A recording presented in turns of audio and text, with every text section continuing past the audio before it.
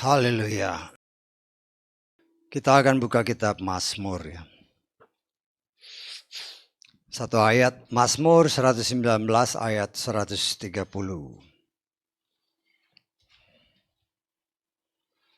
Mazmur 119 ayat 130. Kita baca menurut terjemahan ini ya. Walaupun agak beda dengan terjemahan Lukas. Kita baca bersama satu ayat 130 ini 3-4. Pintu masuk firman-Mu menerangi, mengajar orang-orang yang sederhana. Amin. Silakan duduk. Terjemahan Lukas agak lebih mudah dimengerti ya. Ketika disingkapkan, ini terjemahan Lukas. Firman-Mu memberi terang, memberi pengertian kepada orang-orang yang sederhana. Orang-orang awam maksudnya ya. Orang-orang awam. Ketika disingkapkan, kita coba untuk mengerti firman. Kalau dikatakan ketika disingkap, ini berdasarkan terjemahan Lukas ya, agak beda dengan ini. Pintu masuk firman-Mu menerangi, enggak jelas ya.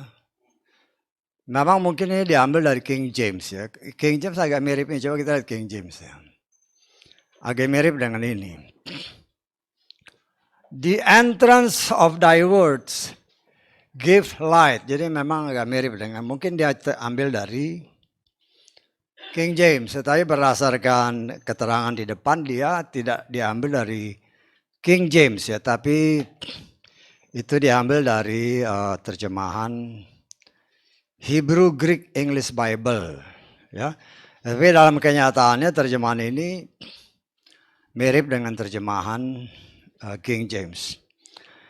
Tapi saya ambil terjemahan dari Lukas ya. Ketika disingkapkan. Kita coba mengerti disingkapkan berarti tadinya tertutup. Saya tanggap ya.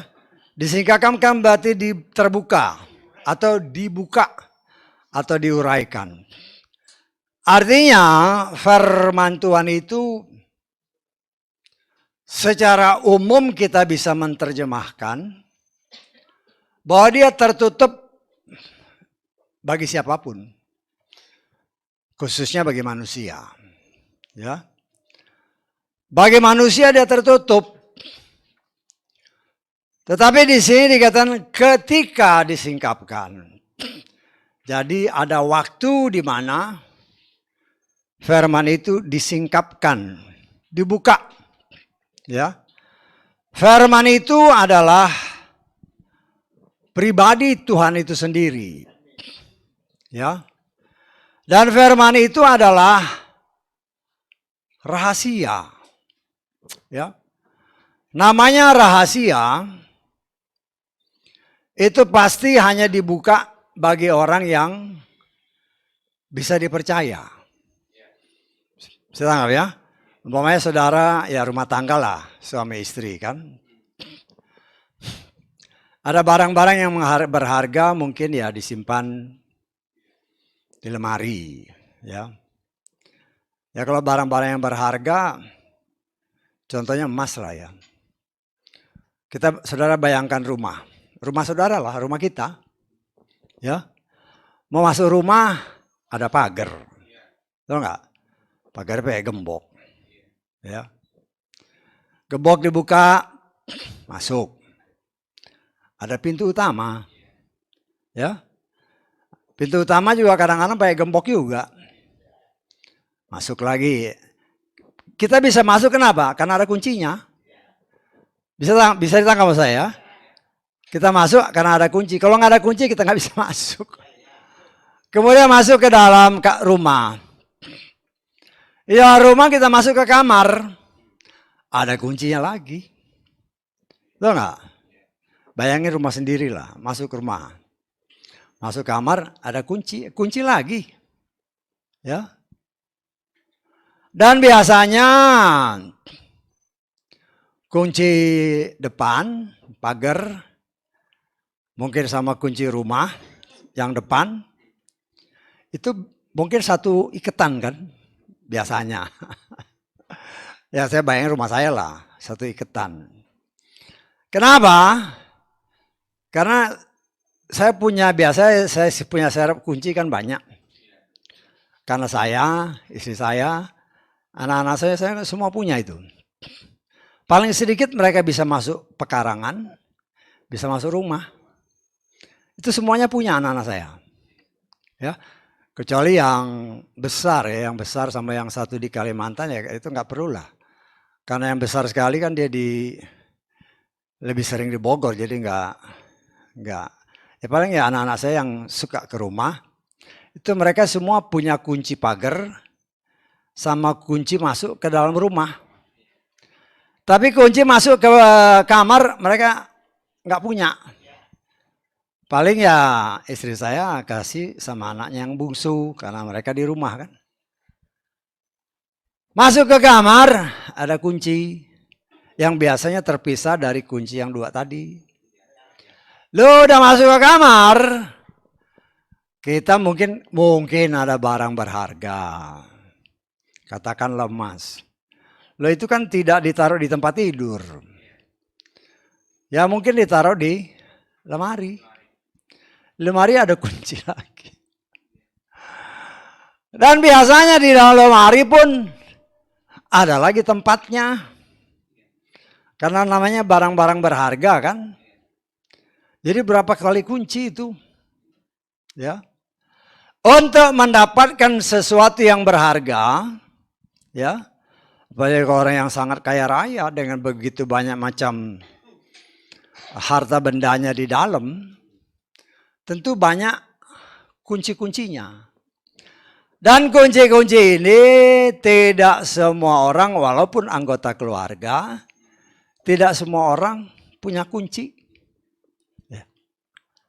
Orang tua contoh saya hanya kasih anak-anak ya kunci depan supaya bisa masuk ke pagar halaman, supaya bisa masuk rumah. Ya, tapi kalau masuk ke dalam kamar, ya mungkin hanya satu, ya paling sedikit satu anak lah yang punya. Karena mereka di rumah. Nah, saudaraku yang dikasih oleh Bapak ya. Itulah gambaran tentang bagaimana rahasia firman Tuhan itu tidak semua orang bisa mendapatkannya. Karena rahasia itu seperti yang kita umpamakan tadi rumah-rumah itu, seperti emas yang berharga, yang disimpan oleh seseorang di dalam rumahnya. Dan untuk bisa mendapatkan sampai ke harta yang berharga ini, semua itu ada kunci. Ada caranya. Ya. Dan itulah yang dikatakan oleh firman yang kita baca tadi berdasarkan kitab Lukas. Kalau itu dibuka, artinya kita akan punya kunci. Kalau kita itu dibuka, firman Tuhan katakan, firman itu memberi terang. Ini terjemahan Lukas ya, bukan terjemahan ini. Ketika disingkapkan, firmanmu memberi terang. Dan juga memberikan pengertian kepada orang-orang, di sini dikatakan orang-orang sederhana. Tapi saya lebih cenderung, memang dikatakan kalau dalam bahasa Inggris simple person ya. Tapi kalau kita terjemah secara bebas, mungkin bukan orang-orang yang sederhana, orang-orang awam lah. Ya, orang-orang awam yang memperoleh kasih karunia Tuhan untuk bisa mendapatkan pembukaan rahasia firman Tuhan. Semua orang boleh baca firman. Saya tangkap ya. Semua boleh, karena ini kan dijual bebas. Tetapi tidak semua orang bisa mengerti firman itu. Karena hanya kepada orang-orang yang memperoleh kasih karunia dan kepercayaan dari Bapa Yahweh untuk bisa mendapatkan pembukaan rahasia firman. Ya itu bukan asal ngomong, itu pengalaman pribadi. Saya dari kecil memang ya karena memang bapak saya kalau kasih hadiah itu Alkitab ya, dulu kan kita bilang Alkitab. Ya ditulis ya, hadiah dari bapaknya, wah ditulis gitu. Ya, memang kitab suci yang lama kan Alkitab. Saya rajin baca kitab suci atau Alkitab, rajin. Dari kitab Kejadian sampai Wahyu. Tetapi karena waktu itu ya baca asal baca. Ya, nggak ngerti artinya. Setengah saya. Karena kitab suci ini kan dijual bebas. Siapapun boleh membeli, siapapun boleh mendapatkannya.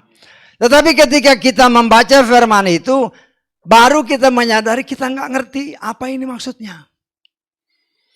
Nggak ngerti. Lah itulah yang dikatakan firman itu adalah satu rahasia. Kenapa rahasia? Karena firman itu adalah pribadi Tuhan sendiri. Dan Tuhan tidak akan membuka rahasianya kalau orang itu bukan anaknya. Kalau bukan anak Tuhan nggak bisa. Engkau boleh hafal firman Tuhan. Banyak orang ya, saya pernah ketemu beberapa orang. Ya termasuk bapak saya, dia hafal firman Tuhan. Hafal dia di luar kepala. Tetapi ya namanya kan pertobatan dulu kan ya. Ya dia tahu YHWH. Tapi kan dulu ya seolah-olah nama itu dilupakan. Ya, artinya kita melihat di sini. Ya. Orang boleh hafal firman Tuhan. Tetapi belum tentu dia mengerti apa yang dia hafal. Ya. Banyak hal kalau kita lihat di dalam kebenaran firman Tuhan. Banyak hal yang orang tidak mengerti. Kalau dikatakan contoh ya. Kita lihat di kitab Kejadian. Ini contoh aja. Di dalam kitab Kejadian pasal 1, kita baca ayat ketiga. Lalu Elohim berfirman, biarlah ada terang. Maka terang pun ada. Pertanyaan saya, ini matahari atau bukan? Ini matahari atau bukan? Banyak orang yang nggak mengerti. Orang menganggap, oh ini matahari, ini bulan, ini bintang. Tidak. Karena matahari, bulan, dan bintang itu diciptakan pada hari keempat kalau saya nggak salah. Ya, kalau kita lihat di hari keempat, dikatakan di dalam ayat 17. Ayat 16 lah, 16 ya. Jangan ayat 15 malah. Dan mereka ada sebagai benda-benda penerang pada cakrawala langit untuk memberi terang di atas bumi, dan jadilah demikian. Elohim menjadikan dua benda penerang yang lebih besar untuk menguasai siang, dan benda penerang yang kecil serta bintang-bintang untuk menguasai malam. Dan Elohim menempatkan mereka pada cakrawala di langit untuk memberi terang di atas bumi, dan untuk berkuasa atas siang dan malam, serta untuk menjadi pemisah antara terang dengan malam. Dan Elohim melihat bahwa itu baik. Jadilah petang, jadilah pagi. Itulah hari keempat. Jadi kita melihat di sini apa yang dikatakan di dalam ayat ketiga, itu bukan matahari, bukan bintang, bukan bulan. Karena alat-alat penerang itu sesuai firman Tuhan ini, itu dijadikan pada hari keempat. Berdasarkan arti sebenarnya, berdasarkan keterangan dari bahasa-bahasa Ibrani yang bisa kita mendapatkan penjelasan. Kalau kita lihat pada ayat 1, dalam Kejadian 1, kita lihat ya. Kejadian 1 ayat 1. Pada awalnya Elohim menciptakan langit dan bumi. Bumi menjadi tak berbentuk dan hampa. Kegelapan ada di atas permukaan samudera raya. Roh Elohim ada mengeram di atas permukaan air. Ya. Terjemahan saya, pada awalnya Elohim menciptakan langit dan bumi. Bumi menjadi kosong. Ya. Bumi menjadi kosong, tak berbentuk. Ada kegelapan di atas permukaan samudera raya. Roh Elohim mengeram di atas permukaan air. Ya. Di sini kalau kita hanya baca seperti itu, seperti umumnya orang awam membacanya, maka tidak ada pembukaan di situ. Tapi kita mengucap syukur kita sudah belajar dari kitab Kejadian 1 ayat 1 sampai kemarin sudah kitab Kejadian berapa? 28. Ya, saya nggak tahu saudara masih ingat apa enggak. Ya kalau lupa ya baca aja kan. Itu ada rekamannya. Ya. Nah, di sini kita oleh kasih kemurahan Tuhan. Semua ini kan tersembunyi. Tapi oleh kasih kemurahan Tuhan, karena kita adalah anak, maka Tuhan kasih kuncinya. Setangkap ya? Kalau kita bukan anak, kita nggak dikasih kunci. Sehingga kita akan membaca seperti umumnya orang awam, bahwa pada hari pertama Elohim menciptakan ini semua. Dan mereka tidak berpikir kalau Tuhan menciptakan semua, pasti sempurna. Tetapi kenapa pada ayat kedua dikatakan bumi berantakan, gelap, dan roh Bapa Yahweh melayang-layang. Di sini oleh kemurahan Tuhan kita sudah dibuka oleh kasih karunia-Nya. Bahwa disitulah antara Kejadian 1 ayat 1 dan Kejadian 1 ayat 2. Disitulah walaupun tidak diterangkan. Tetapi Tuhan memberikan kasih karunia-Nya bagi saudara dan saya. Disitulah kita dibukakan oleh Tuhan bahwa telah terjadi pemberontakan setan. Atau yang seringkali dikenal Lucifer. Sehingga semua ciptaan Tuhan yang indah luar biasa, itu jadi berantakan seperti Kejadian pasal 2. Tetapi yang saya mau kasih ingat kembali kepada kita, Tuhan menjaga rahasia ini. Tuhan tidak pernah menceritakan bagaimana setan bekerja untuk merusaknya. Setan maksud saya. Tuhan hanya kasih lihat akibat pekerjaan setan, maka dunia jadi rusak. Tetapi bagaimana dia merusaknya, Tuhan, ya kalau saya boleh katakan, itu disembunyikan oleh Tuhan. Kenapa? Supaya orang jangan memuja-muja setan. Karena Tuhan kok maha kuasa, kok setan bisa bikin acak-acak. Ya. Lah disinilah kita melihat oleh kasih kemurahan Tuhan. Tuhan buka. Semua pekerjaan Tuhan dikacaukan oleh si setan ini dengan pengikut-pengikutnya. Dan Tuhan izinkan itu terjadi. Ya.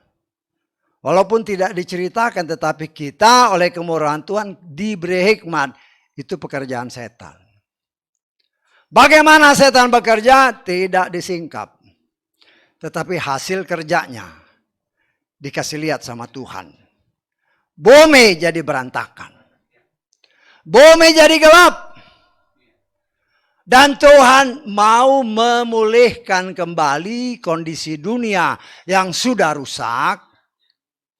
Kan gelap menguasai semua bumi ini, alam semesta. Kacau balau berantakan. Sehingga dikatakan di sini, jadilah terang-terang itu bukan terang-terang seperti ini. Tetapi tadinya kan kacau balau. Tuhan punya kuasa untuk membuat semua kembali tetap tenang. Ya, karena berbicara terang di sini itu berbicara juga kemuliaan, kekudusan, dan kebaikan Tuhan tetap berkuasa. Ya, setan boleh bikin kacau, tetapi semua ada batasnya dan Tuhan yang membatasi. Ya, dan itu oleh kemurahan Tuhan kita boleh menerima pembuka rahasia seperti itu. Dan bagaimana kita bisa dapatkan hal itu? Karena kita dikasih kunci. Ya. Kunci yang Tuhan berikan kepada saudara dan saya. Karena kita ini adalah anak Bapa Yahweh. Bisa tanggap ya? Kalau saudara bukan anak Bapa Yahweh, saudara bisa baca. Saudara bisa mengerti apa seperti yang tertulis. Tetapi tidak akan mungkin bisa menerima pembukaan. Karena semua itu rahasia. Dan rahasia itu hanya dibuka kepada anaknya.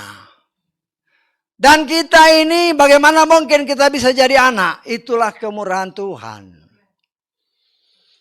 Ketika Tuhan bekerja sedang memulihkan. Saat ini masih pemulihan. Ya. Tuhan berbicara saat ini masih pemulihan. Hanya 120 tahun saja roh Bapa Yahweh ada pada manusia. Dan kita mendapatkan arti maksud dari 120 tahun sebagaimana kitab Kejadian. 120 tahun Yobel. 6.000 tahun saja Tuhan akan berdiam di tengah manusia oleh rohnya yang dipercayakan kepada manusia. Ya, kita sekarang ini sudah di penghujung tahun yang ke-6.000. Berdasarkan penanggalan Yahudi. Kita sudah tanggal berapa? 5.783. 6.000 dikurang 57, 83. Sekitar tinggal 217. Betul nggak? Nanti dihitunglah. 6.000 kurang 5.783. Tuhan bekerja atas waktunya. Oh kalau gitu masih 200 lebih. Ada tertulis. Waktunya dipersingkat. Ya. Nah di sini kita belajar. Tuhan mau singkapkan rahasia-rahasia firman-Nya. Dan itu hanya dibuka kepada anak-anaknya.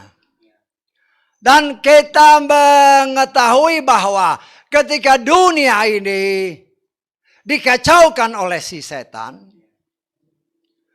Kemudian Tuhan memulihkan kembali manusia. Ditaruhnya di Taman Eden. Masih juga manusia tertipu oleh si setan. Ya, manusia tertipu. Ya, kita sudah dibukakan di tempat ini. Ya, walaupun banyak orang ya ragu-ragu. Ya, bahwa setan berhasil memasukkan benihnya melalui Hawa. Walaupun banyak orang, nggak bisa itu. Ya.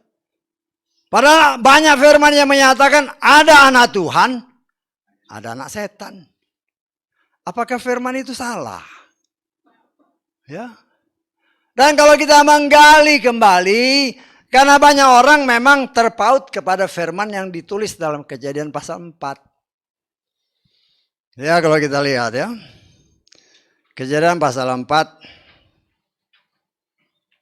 ayat ke-1. Adam bersetubuh dengan Hawa istrinya. Mengandunglah dia. Lalu melahirkan Kain. Dan berkatalah dia, aku telah memperoleh seorang pria dari Yahweh. Banyak orang, saya melihat tanggapan-tanggapan orang kan, ini sesat. Baca firman Tuhan yang benar. Loh ini kan jelas Adam bersetubuh dengan Hawa, lahirlah Kain. Saudara perhatikan ayat ini baik-baik ya. Lalu melahirkan Kain. Kita coba di Kejadian 21 ayat 2. Supaya kita mempunyai gambaran sedikit. Kejadian 21 ayat 2. Maka mengandunglah Sarah, lalu ia melahirkan seorang anak laki-laki, terus bagi Abraham.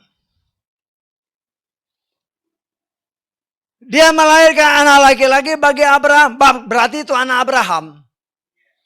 Bisa ditangkap? Kalau yang tadi dia melahirkan Kain, bagi siapa? Bisa ditangkap nggak maksudnya? Ya, nah, kita lihat lagi dalam Kejadian 25 ayat 1. Abraham menambah lagi dan mengambil seorang istri dan namanya adalah Ketura. Dan dia melahirkan baginya, bagi Abraham, ya anak-anaknya itu. Jadi kalau kita perhatikan firman Tuhan, bahwa Sarah melahirkan anak bagi Abraham.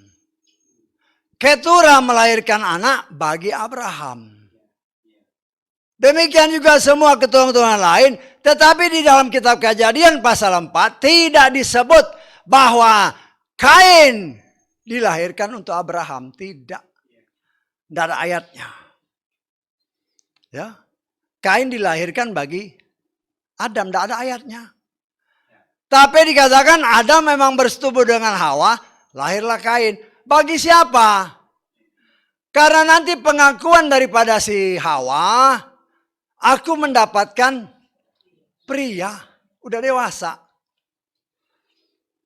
Bisa tangkap nggak? Jangan bingung-bingung. Ini kan saya rewind aja.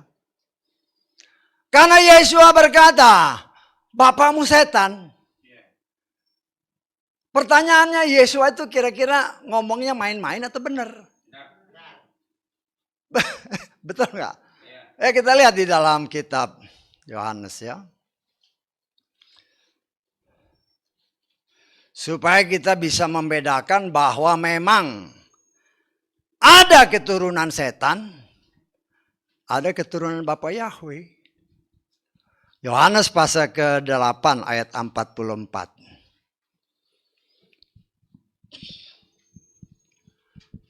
Kamu berasal dari bapakmu, si setan. Loh kita tanya balik, ini Yesua main-main atau ngomong beneran? Bisa tanggap? Saya hanya mengajarkan ini, mengingatkan saudara dan saya harus berani menerangkan apa adanya. Walaupun saya mengerti banyak orang sulit menerima ini. Sulit menerima ini. Tetapi kalau kita coba melihat di dalam kitab Kejadian pasal ke-6. Ya. Kita melihat di dalam Kejadian pasal 6 mulai ayat 1 kita baca. Terjadilah ketika manusia di muka bumi mulai berlipat ganda, anak-anak perempuan telah dilahirkan bagi mereka. Lalu anak-anak Elohim melihat anak-anak perempuan manusia, bahwa mereka elok, maka mereka mengambil istri-istri bagi mereka, semua yang telah mereka pilih. Dan Yahweh berfirman, rohku tidak untuk selamanya akan berpekar dengan manusia yang juga di dalamnya. Dia itu daging, tetapi hari-harinya akan menjadi 120 tahun. Ini yang tadi saya katakan 120 tahun Yobel. Nah, perhatikan ayat 4. Pada hari-hari itu, perhatikan baik-baik ya. Pada hari-hari itu, para raksasa sudah ada di bumi. Bisa tanggap? Sudah ada. Dari mana? Betul nggak? Ya. Bahkan sesudahnya Kalau sesudahnya kita bisa terima. Kenapa? Anak-anak Tuhan, dikatakan tadi kan, anak-anak Elohim mengawini anak-anak manusia. Sedangkan berdasarkan kitab Ayub, sama terjemahannya. Dalam kitab Ayub.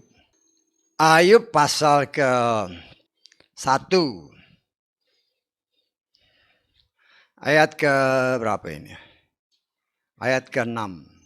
Pada suatu hari, ketika anak-anak Elohim datang menghadap Yahweh, setan pun datang di antara mereka. Tadi dalam Kejadian pasal ke-6 kita bandingkan ya. Kejadian pasal 6 ayat kedua. Ya. Kejadian pasal 6. Anak-anak Elohim melihat anak-anak perempuan manusia bahwa mereka elok. Maka mereka mengambil isi-isi bagi mereka semua yang telah mereka pilih.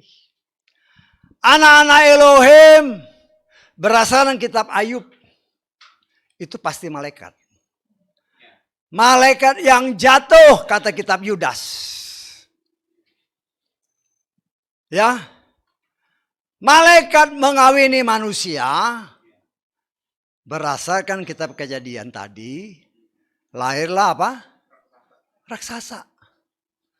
Tetapi sebelumnya sudah ada. Dari mana? Kan jelas tadi dikatakan kan? Ayat, coba kita lihat Kejadian pasal 6. Ya. Pada hari-hari itu para raksasa udah ada di bumi. Dari mana?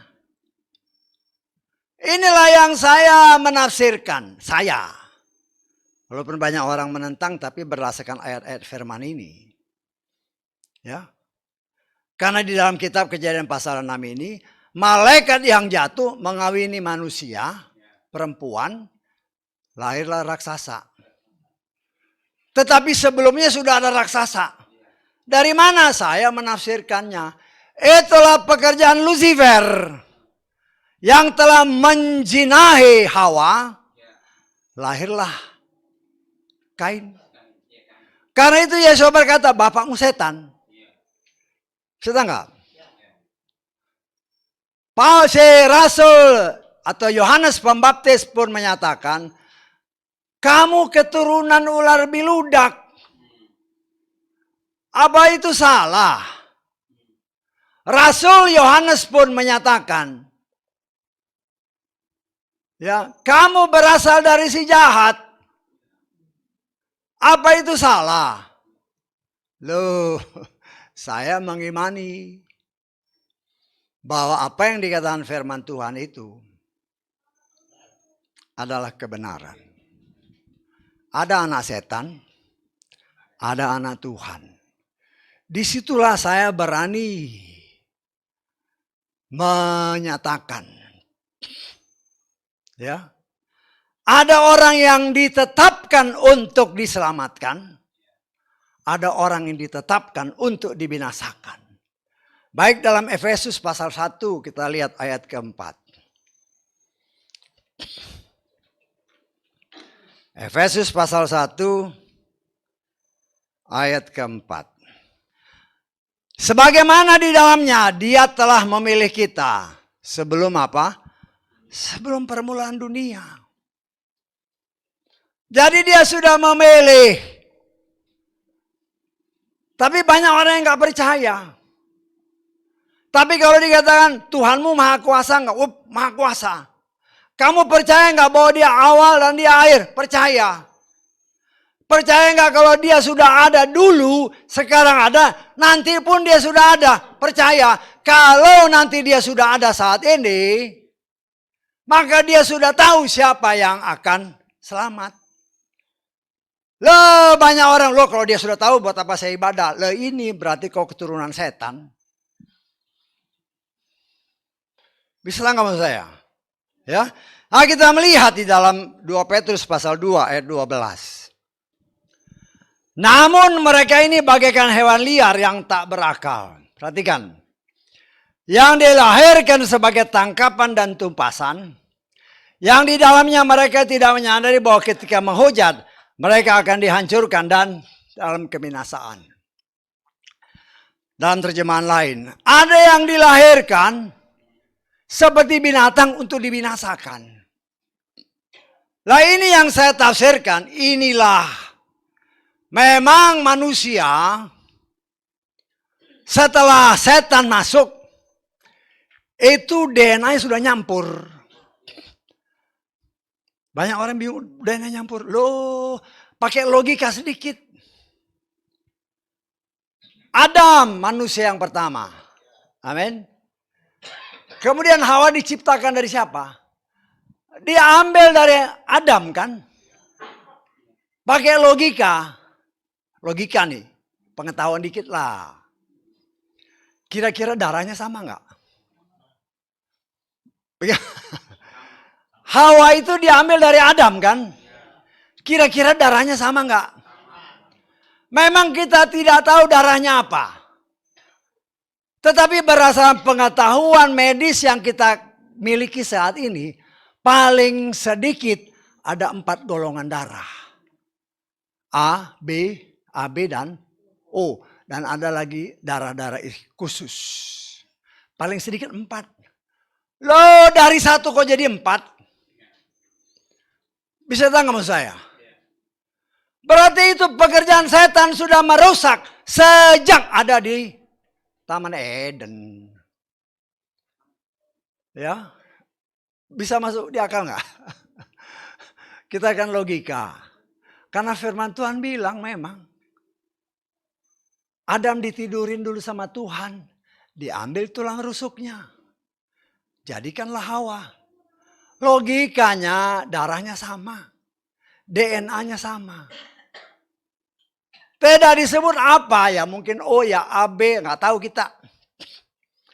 Ya, tapi sekarang kok jadi 4, paling sedikit ada 4. Dari mana? Loh, kita sebagai anak Tuhan harus juga bertanya-tanya sama Tuhan. Itu rahasia-rahasia yang Tuhan mau buka apabila kita mau mengerti. Dan saya percaya itu akibat campur tangan setan. Sehingga apabila pada saat ini orang bingung, oh nanti DNA-nya berubah. DNA itu sudah berubah dari dulu. Saudara pernah dengar kan? Nanti DNA-nya berubah. Betul nggak? Belakang-belakang ini kan waktu disuntik sama vaksin, katanya DNA-nya bisa berubah. DNA itu sudah berubah dari dulu. Saya meyakinkan itu. Kenapa? Memang darah, at least sekarang ada 4 macam darah. Berarti ada 4 golongan darah, DNA-nya beda semua. Nah, kita sebagai anak-anak Tuhan, ketika itu disingkapkan, loh kita mau ngerti apa enggak? Atau membantah?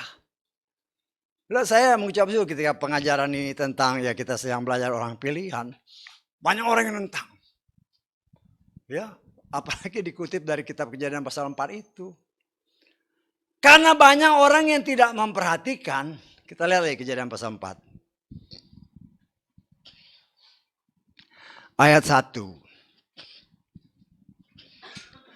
Adam bersetubuh dengan Hawa istri dan mengandunglah dia. Lalu melahirkan Kain. Tidak disebut dia melahirkan Kain untuk Adam. Bisa tanggap? Ya, ini firman ya, bukan kata saya. Ya. Kemudian si Hawa berbicara, aku memperoleh. Dia ngomong ini kapan? Waktu habis melahirkan? Saya menafsirkan tidak. Kenapa? Pria, bukan baby. Kita lihat terjemahan bahasa Inggrisnya. Adam knew Eve his wife, and she conceived, and bare Cain, and said, I have gotten a man, not a baby. Kenapa?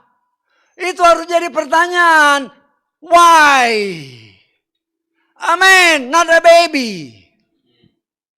Artinya dia mengatakan ini ketika dia melihat Kain ini sudah besar, dia lihat raksasa. Setengah saya. Dia lihat raksasa, Itulah yang dikatakan dalam kitab Kejadian pasal 6. Raksasa itu sudah ada sebelumnya. Itulah keturunan Kain. Setanggap. Tapi ini saya harus tekankan kepada saudara. Hanya buat pengetahuan. Kita tahu itu bukan berarti kita pasti masuk surga. Belum tentu. Hanya yang menjadi masalah. Sekarang ini kita tahu. Berdasarkan firman Tuhan. Ada dua DNA dalam setiap tubuh manusia. DNA yang berasal dari Bapa Yahweh dan DNA yang berasal dari setan. Mana yang lebih dominan? Itu yang jadi masalah. Tetapi saya percaya itulah kasih kemurahan Tuhan. Sehingga dikatakan oleh firman Tuhan. Kita lihat dalam kitab Matius. Pasal 4 ayat 14. Angel kerajaan ini akan diberitakan kemana? Ke seluruh dunia. Sebagai kesaksian bagi semua bangsa. Kemudian akan datang kesudahannya. Bumi ini dikuasai baik oleh keturunan Bapa Yahweh maupun keturunan setan. Mana yang lebih kuat? Tarikan Tuhan, ayo ibadah, ibadah, ibadah. Tarikan setan, capek, capek, capek, capek. Loh, kita belak-belakan aja. Ini tawaran dunia enak buat daging, tapi membawa kepada kebinasaan. Disitulah perjuangan kita. Mau ikut Tuhan, selamat. Mau ikut dunia, kau binasa. Kita harus belak-belakan aja. Saya sebagai pelayan Tuhan bukan untuk memberitakan bagi kesenangan kupingmu. Baik kita yang hadir di sini maupun di luar sana. Tapi saya harus berani. Apabila firman disingkapkan, ya kasih tahu. Kasih tahu. Sehingga kita menyadari. Di dalam diri kita. Ada dua. Keinginan Bapa yang baik. Keinginan Bapa yang jahat. Loh, kalau Tuhan bilang ayo ibadah. Aduh capek. Besok aja. Loh, ini kan kenyataan. Ya. Ini waduh ini ada yang bagus. Waduh macam-macam lah alasannya. Itu setan dengan segala keinginannya. Untuk menjauhkan apabila mungkin orang pilihan sekalipun. Itu kan tertulis. Itu tertulis. Bukan asal cuap aja. Apabila mungkin orang pilihan pun. Ya kita lihat aja lah di dalam Matius 24 ini. Ayat ke-22. Sampai 24 ya. Sekiranya hari-hari itu tidak diperpendek. Maka semua manusia tidak akan diselamatkan. Tetapi karena mereka yang terpilih, hari-hari itu akan diperpendek. Maka jika seseorang berkata kepada melihat Hamasya ada di sini atau di sini, janganlah kamu percaya. Perhatikan ayat 24. Sebab Hamasya palsu dan nabi-nabi palsu akan dimunculkan. Jadi ada satu kekuatan yang memang memunculkan. Dan mereka akan memberi tanda-tanda yang dahsyat, keajaiban-keajaiban sehingga menyesatkan. Bahkan jika mungkin mereka yang terpilih. Jika mungkin artinya gak mungkin. Kalau dia benar-benar orang pilihan Tuhan, biji mata Tuhan, Tuhan tidak akan membiarkan orang pilihannya tergoda. Dari situlah kita dalam perjuangan. Dalam hati kan senantiasa ada tarikan, mau ke sini atau mau ke sini. Mau kepada Bapak yang baik atau mana kepada Bapak yang jahat. Ya terserah. Saya sebagai pelayan Tuhan ya terserah. Tetapi kewajibanku sebagai salah satu dari 5 jawatan. Saya harus memberitakan apa yang tertulis. Ketika disingkapkan ya kasih tahu. Dan itu kata firman Tuhan yang tadi kita baca. Ketika disingkapkan, dia akan memberi terang. Sehingga kita menyadari ketika ada tarikan-tarikan dunia, kita diingatkan di dalam diriku ada juga benih si jahat yang mencoba untuk menarikku menjauhkan diri dari Bapa yang baik. Dari situlah kita berjuang. Berjuang karena itu dikatakan oleh firman Tuhan, matikan kedaginganmu. Bukan Tuhan yang matikan, kita. Kan ada tertulis, jangan sampai salah menafsir. Bukan Tuhan yang mematikan, tetapi ada tertulis, matikanlah kedaginganmu. Ada satu kerjasama antara kita dengan Tuhan, dan bagaimana itu terjadi? Roh Bapa Yahweh akan menolong kita. Memampukan kita untuk mematikan kedagingan. Kalau enggak, orang seperti Yudas, kurang lebih at least 3,5 tahun dia bergaul dengan Yeshua. Melihat mujizat, melihat tanda ajaib, akhirnya berkhianat. Kenapa Tuhan izinkan ada satu pengkhianat? Tuhan kasih lihat bahwa walaupun sudah dididik sedemikian rupa, hidup bergaul dengan Tuhan sedemikian rupa, karena ilah lain lebih menarik bagi dia. Ilah zaman itu, ilah zaman ini, duit yang membuat orang akhirnya terpisah.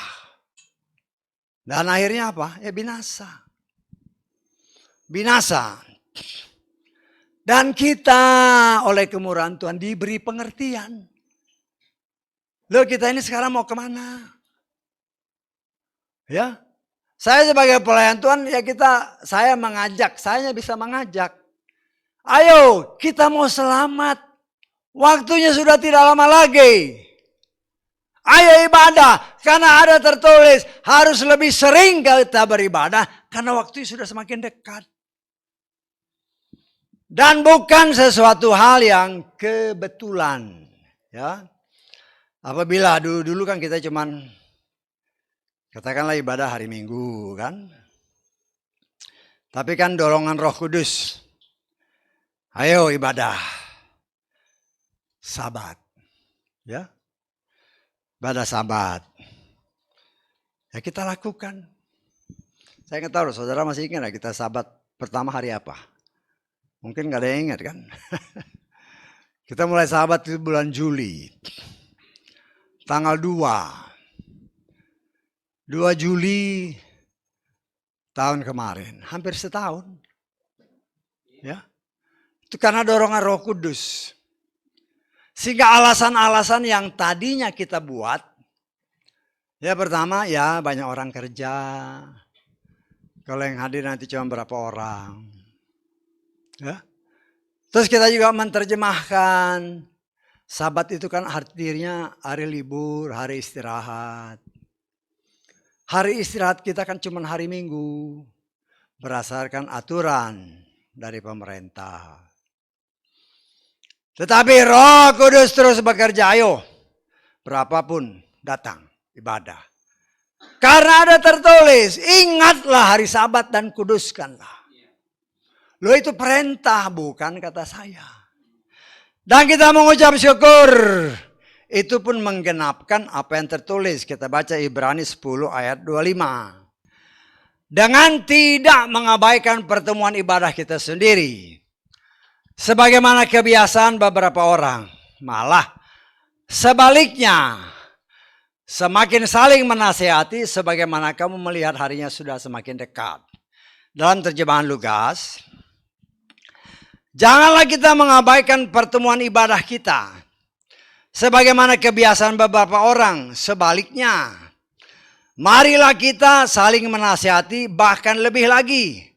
Mengingat harinya sudah semakin dekat. Loh saya kan hanya bisa menghimbau. Ayo ibadah. Keputusan kan di tangan masing-masing.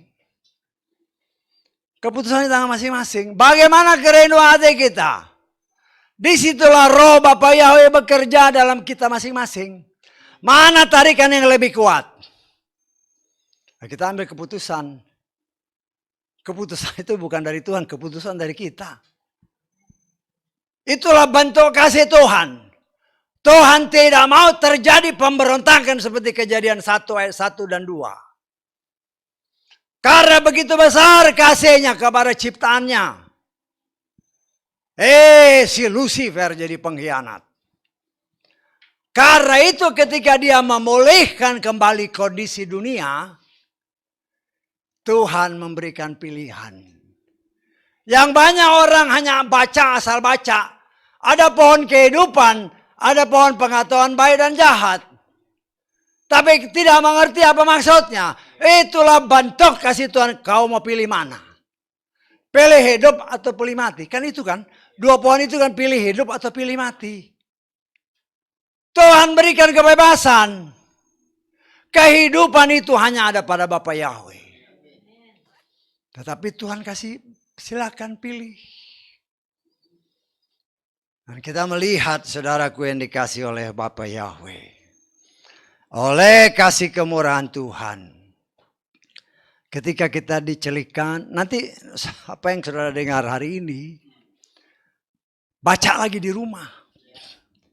Ya, mungkin ada orang yang di luar. Saya ngerti banyak orang yang menentang Kejadian pasal 4 itu.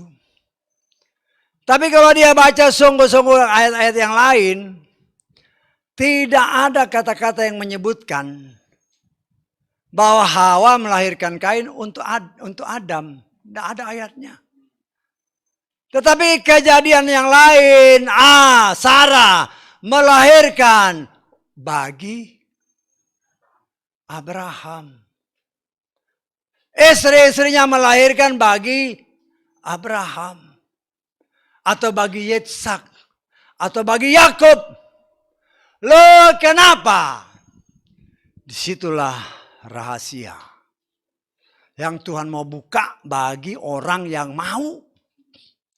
Dan kitab Matius tadi mengatakan, Injil ini diberitakan ke seluruh muka bumi bagi orang yang ada DNA Bapa Yahweh lebih dominan ketika dia dengar firman. Ada tertulis Roma 10 ayat 17. Imannya timbul. Betul? Karena itu firman harus diberitakan ke seluruh pelosok muka bumi. Tuhan mau kasih lihat, inilah bagian daripada kasih Tuhan. Engkau dengar semua firman, tapi bagaimana reaksinya? Nah, saya percaya Efesus pasal 1 tadi, kalau engkau adalah umat pilihan Tuhan, yang sudah ditetapkan untuk diselamatkan. Ketika engkau dengar firman, maka imanmu timbul. Ketika imanmu timbul, engkau dengan sepenuh hati mau bertindak. Karena ada tertulis, kuburkan manusia lamamu. Itulah yang kita kenal sebagai baptisan. Karena tidak ada manusia yang dikandung dari seorang ibu, yang dilahirkan dari seorang ibu, dilahirkan dari seorang ibu dan dibesarkan oleh seorang ibu. Ibu ini berdosa. Kata kitab Mazmur pasal 50. Kita lihat ya 51. Ayat ke-5. Ini ayat 5 ya. Tapi nggak sama dengan terjemahan saya. Mungkin ayat 6-nya. Atau ayat 4-nya. Nah ini. Di sini ayat 4. Kalau saya punya ayat 5. Bersihkanlah aku dari segala kesalahan dan sucikanlah aku dari dosaku. Ya. Saya baca terjemahan Lukas ya. Ayat ke-5. Nanti dicari di mana ayatnya ini. Ya. Sungguh dalam kesalahan aku diperanakan, dan dalam dosa ibuku mengandung aku. Di mana itu? Ayat 7 malah. Ya. Lihatlah dalam kesalahan aku diperanakan, dan dalam dosa ibuku mengandung aku. Manusia yang dikandung, dilahirkan oleh seorang ibu yang berdosa, anaknya masih berdosa. Tidak ada dosa yang masuk ke dalam sorga. Karena itu dikatakan dalam kitab Roma pasal 6. Nanti saudara baca dikatakan. Engkau harus menguburkan manusia lamamu. Manusia yang lahir dari seorang ibu, dia harus dikuburkan. Itulah yang dikatakan dibaptis. Dikubur. Dikubur dalam firman. Bersama Yeshua melalui baptisan. Lahir baru, lahir dari firman. Melalui baptisan bersama Yeshua. Lahir baru, inilah ciptaan baru. Ketika kita menjadi ciptaan baru, sebagaimana Yeshua setelah dibaptis, ada suara yang menyatakan, inilah anakku yang kukasihi. Kepadanya lah aku berkenan. Setelah kita menjadi anak, seperti yang saya umpamakan tadi, maka si bapak ngasih kunci. Pesan sama saya, kasih kunci. Kau bisa masuk rumah. Kau bisa masuk kamar. Bahkan karena kepercayaan yang lebih dalam, kau boleh buka lemari-lemari. Di mana harta kekayaan bapamu, ibumu ada di sana. Silakan. Itulah firman. Setelah kita diakui sebagai anak, kita diberi hak untuk mendapatkan semua itu. Dan bagaimana supaya kita bisa mengerti? Itulah yang dikatakan di dalam Efesus pasal 1 ayat 17. Kita lihat.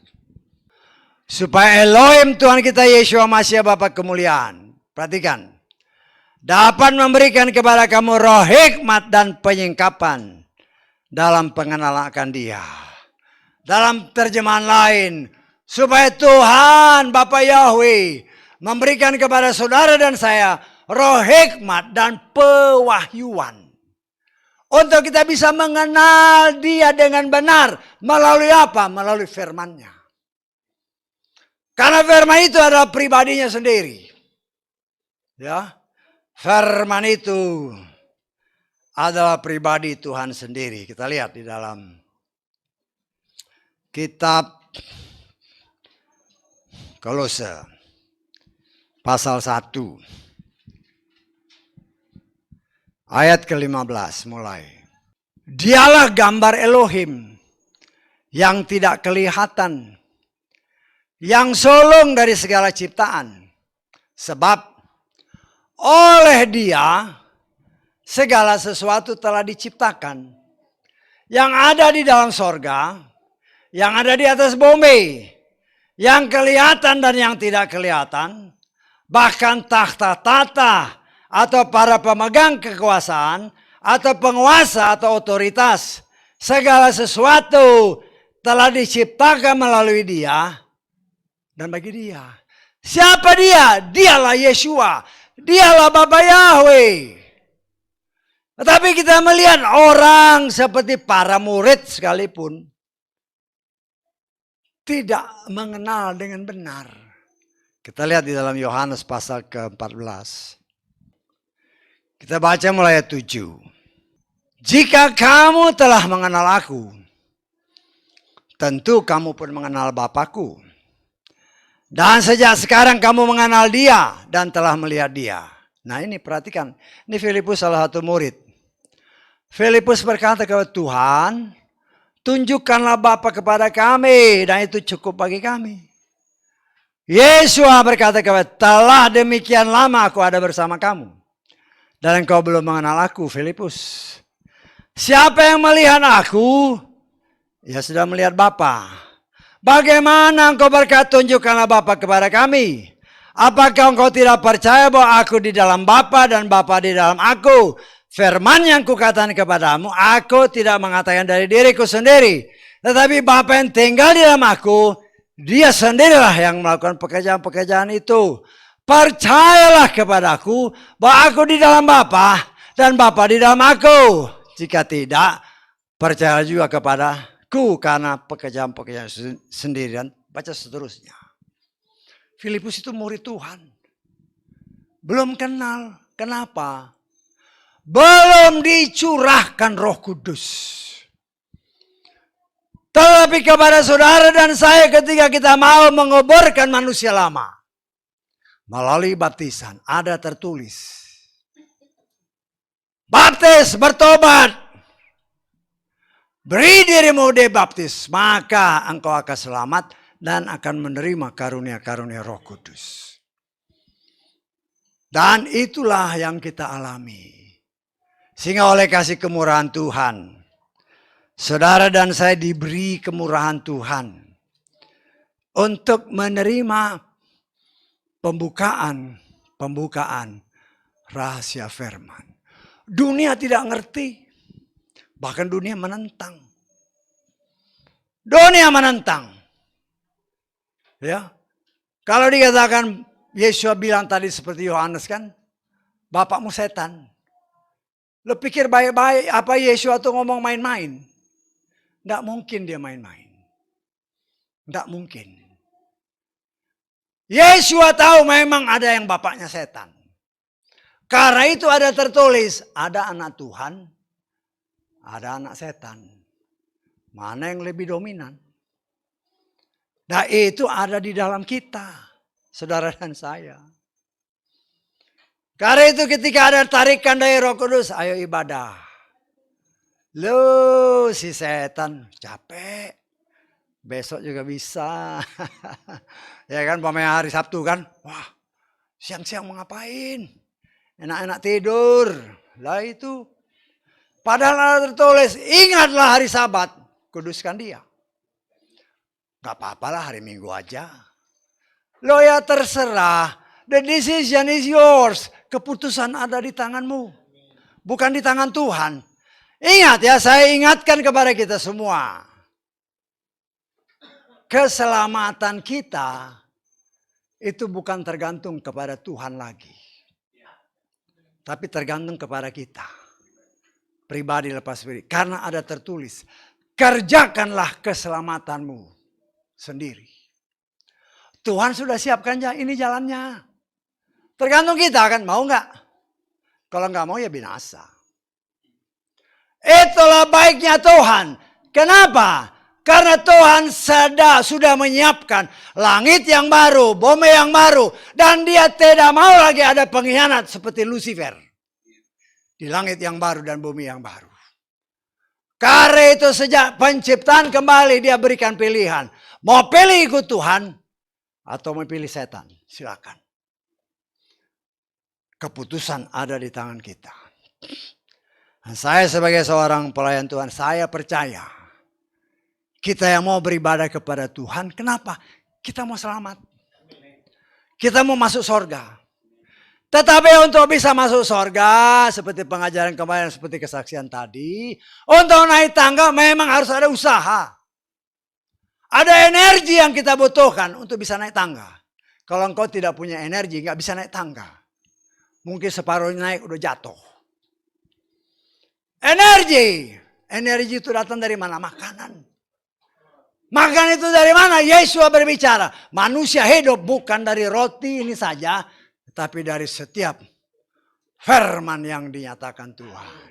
Ya tergantung kita. Ya, nanti kan habis ini kan ada makan-makan siang kan. Ya, Tuhan tergantung bawa makan. Mungkin lapar. Ya. Lapar turun ke bawah. Bukan di sini. Betul nggak? Kau bilang lapar-lapar tapi tetap tinggal di sini. Siapa yang mau bawa makanan? Kau berdoa di sini. Tuhan aku lapar, kirim malaikat bawa makanan kemari. Jangan mimpi. Walaupun di tangga itu naik turun malaikat. Engkau diberi hikmat. Kalau lapar makanan di bawah ya turun. Begitu juga dengan firman Tuhan. Untuk selamat ada firman. Ini jalannya. Terserah. Saya sebagai seorang pelayan Tuhan. Sebagaimana tertulis, jangan sia-sia kita beribadah. Karena waktunya sudah tidak lama lagi. Ya, memang sakit bagi daging. Mungkin apa yang diberitakan telingamu jadi merah. Ya baik kita, ya saya nggak tahu lah di sini. Kalau yang di luar kita nggak tahu. Bahkan itu pengajaran sesat. Lo baca firman yang benar. Dalam Kejadian 4 itu, perhatikan baik-baik ya. Dalam Kejadian 4 banyak orang yang tidak memperhatikan ketika si Hawa ngomong, dia ngomong si Kain itu sudah besar. Karena itu dia katakan seorang pria, bukan seorang bayi. Tapi ya memang karena terjemahan-terjemahan lain menyatakan bayi. Padahal harusnya amin. Seorang laki-laki. Itulah baiknya Tuhan. Ada tertulis firman Tuhan menyatakan di dalam kitab Matius pasal ke berapa? 10 ayat ke 26. Oleh karena itu janganlah kamu takut akan mereka. Sebab perhatikan ayat ini. Tidak ada satupun yang tertutup yang tidak akan disingkapkan. Dan yang tersembunyi yang tidak akan diketahui. Berdasarkan janji ini, Tuhan mau buka semua. Abaikan karena banyak orang yang nentang. Ya terserah. Ya, kalau mereka kita kejar ini, seperti yang tadi saya katakan, dalam Kejadian 6 itu sudah ada raksasa dari mana? Karena ada terjemahan ini anaknya Set itu manusia biasa, bukan raksasa. Tuhan tidak menciptakan manusia raksasa. Tetapi setan menciptakan yang lebih besar secara jasmani. Contohnya Goliat. Tetapi anak Tuhan tidak takut. Kau boleh besar seperti apapun, tapi aku punya kekuatan yang lebih daripada kekuatan setan. Karena dia yang di dalam aku lebih besar dari apa yang ada di muka bumi ini. Kita sebagai anak-anak Tuhan, saudaraku yang dikasihi oleh Bapa Yahweh, saya menghimbau kita semua, khususnya kita di dalam sini dan yang ada di luar sana yang setia mengikuti ibadah. Selidiki firman Tuhan dengan benar. Engkau sudah diberi kunci. Bahkan sampai ke kunci lemari di kamar. Ya, buka semua. Memang untuk buka ada tenaga. Ada energi yang, ada waktu yang kita butuhkan. Tetapi Tuhan berdasarkan ayat ini, Matius 10. Dia mau buka. Supaya saudara dan saya mengerti semua rahasia firman Tuhan. Dan rahasia itu hanya dibuka kepada anak-anaknya. Setan tidak ngerti. Ingat ya, setan bukan maha tahu. Tapi setan juga dengar. Ini khotbah seperti ini, setan dengar. Loh, di tempat ibadah ada setan. Loh, banyak orang yang tertidur di tempat ibadah. Itu setan. Kenapa? Karena setan mengerti ada tertulis. Iman datang dari pendengaran. Loh kalau tidur yang gak dengar kan? Kalau gak dengar, setan senang. Imannya gak bertambah. Kalau gak bertambah ya setan gak punya lawan. Loh, tapi di sini gak ada. Saya lihat semuanya melek. Tapi ya setan dari luar dengar. Oh, ketahuan deh. Ternyata ada keturunanku. Loh kita koreksi diri. Jangan-jangan masih ada benih setan dalam hidupku. Ya, kita harus jujur sama diri sendiri. Kita kan mau selamat. Masih suka malas.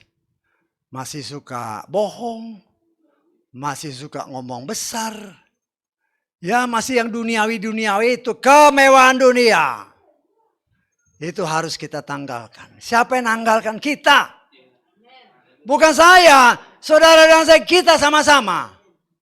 Dengan pertolongan Roh Kudus itu pasti bisa diputuskan. Dilepaskan dari dalam hidup kita. Kau dan saya sudah diberi kuasa. Kau dan saya sudah diberikan perlengkapan senjata. Ya, anak-anak Tuhan dikasih senjata. Tapi nggak ngerti makainya gimana. Senjata komplit ada pistol. Giliran cabut pistol nggak ngerti gimana ini ngokangnya. Loh keburu ditembak sama si setan. Kita harus tahu bagaimana pakai senjata itu. Itu bukan main-main. Banyak orang yang pakai senjata. Tapi nggak ngerti bagaimana makainya. Bagaimana makainya? Ya belajar dari firman. Ya, Yesus bilang, usir setan ya usir. Jangan ngundang setan. Banyak orang ngajarin, oh cara setan kerja begini. Buat apa tahu cara setan kerja? Kita harus tahu bagaimana Tuhan kerja mengusir setan.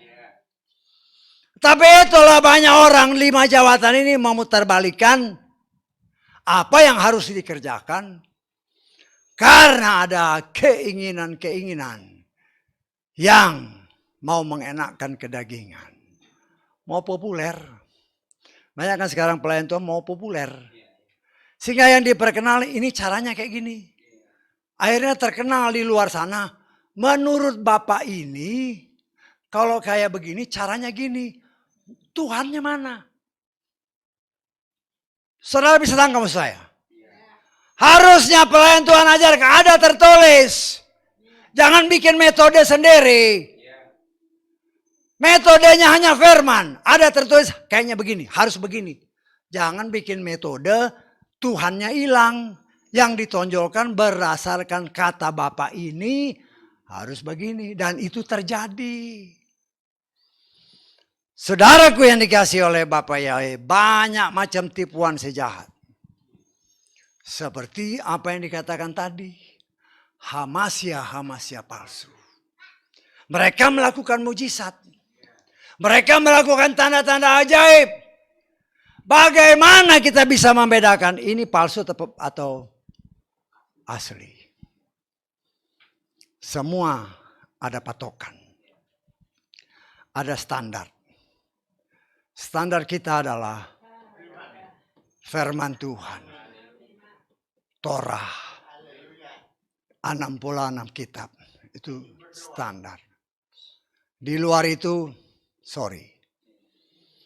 Karena itu mari saudara, saya sebagai pelayan Tuhan hanya mengingatkan. Ada banyak hal yang Tuhan mau singkapkan. Karena itu banyak berdoa, berdiam diri, Tuhan tolong. Agar aku mengerti firman-Mu dengan benar. Sehingga aku hidup ini ada tujuannya, ada arahnya. Aku ibadah ini ada tujuannya, ada goalnya. Bukan ibadah, saya ibadah. My goal is sorga. Itulah goal kita. Dan untuk mencapai sana, memang setan gak mau. Dia berusaha mencegah kita, dia bikin hambatan berbagai macam cara. Tetapi ingat, roh yang ada di dalam kita, sebagaimana tertulis, lebih besar daripada siapapun juga. Karena itu saudaraku yang dikasih oleh Bapak, maju. Jangan pernah mundur. Mungkin ya kita di sini atau yang di luar sana. Ketika dengar firman ya kuping-kuping merah-merah dikit gak apa-apa lah. Yang penting hati kita, koreksi ini benar gak sih? Koreksi lagi. Koreksi. Kalau itu benar, jangan kau lawan. Karena ada tertulis, dialah firman itu. Ya kita terima aja. Kalau kita terima, maka dia akan bekerja.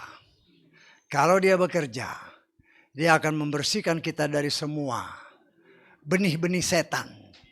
Sehingga hidup kita semakin hari, semakin memancarkan kemuliaannya. Semakin memancarkan keharumannya. Sehingga kita menjadi berkat bagi banyak orang. Melalui saudara dan saya. Jiwa-jiwa dimenangkan. Untuk kemuliaan Bapa Yahweh. Karena waktunya sudah semakin dekat. Haleluya, amin. Mari kita bangkit berdiri.